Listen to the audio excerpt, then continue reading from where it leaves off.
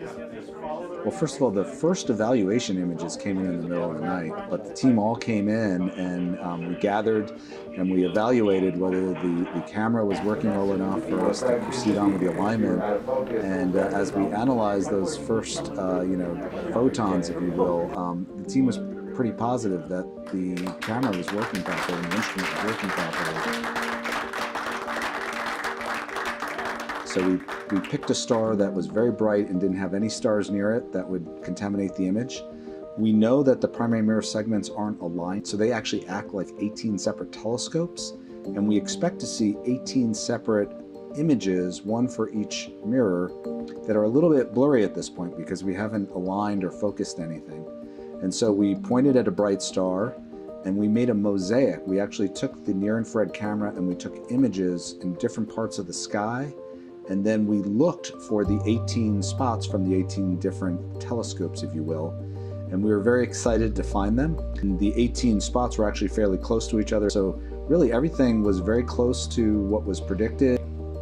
We've identified which of the 18 spots is which mirror. At this point, we even know which ones are from the wings, and it turns out one of the wings, you can actually see those 3 spots are a little farther over, and that's sort of what we expected. So we've identified all 18 spots, and the next step is to make an array of them. And then we're ready to start what we call global alignment, which is when each of those 18 spots will start to be aligned and focused. And that's sort of the last step before we take those 18 spots and put them on top of each other to start forming a single star going through the 18 separate telescopes. That's the work that will be starting soon.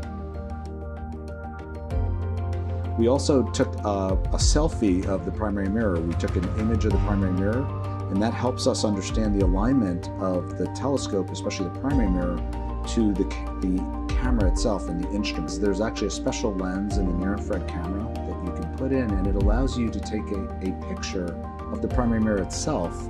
And in this particular case, one of the segments is pointing at a star, so that is the segment that lights up.